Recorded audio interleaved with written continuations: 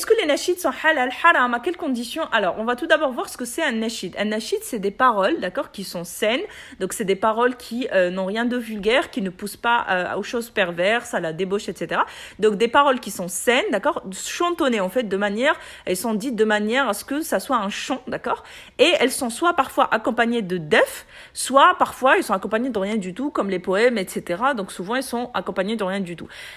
Donc, les nashids, c'est tout ce qui est parole tout seul, soit parole avec def, pas avec instrument de musique. Et justement, il faut savoir que les nashids sont halal, d'accord, ils sont permis à condition de respecter ces conditions-là, justement.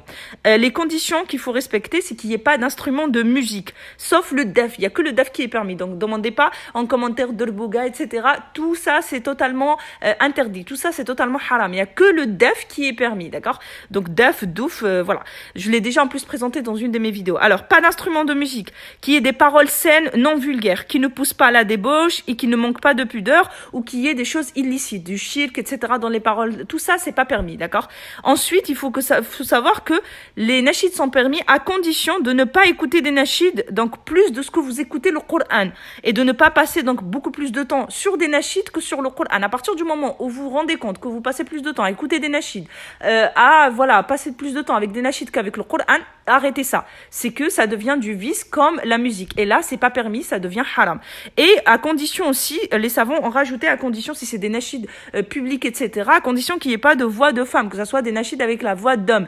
Bien sûr que la femme, elle a le droit de chantonner, d'accord, de faire des nashids, etc., entre femmes, d'accord. Mais il faut savoir que la voix de femme, de base, elle est pas aura, mais si elle chantonne, elle embellit sa voix, etc., ça devient une aura. Donc la femme n'a pas le droit de créer des nashids, etc., et de les publier, d'accord, et que les autres hommes écoutent ces nashids, etc., avec sa voix embellie. Donc la femme, ce qu'elle a le droit de faire, c'est pendant les mariages entre femmes, etc., de prendre un def, comme font beaucoup de femmes, etc. Moi d'ailleurs, je l'ai fait pendant mon mariage, etc., c'est que des femmes se mettent à chantonner, etc. Chanter, c'était permis depuis en plus l'époque du prophète alayhi salatu wassalam. Ça se faisait que des femmes se mettent à chanter, à dire des nashids, à dire des poèmes, etc. avec le daf, etc. entre femmes. Ça, c'est permis. Donc voici les conditions à respecter.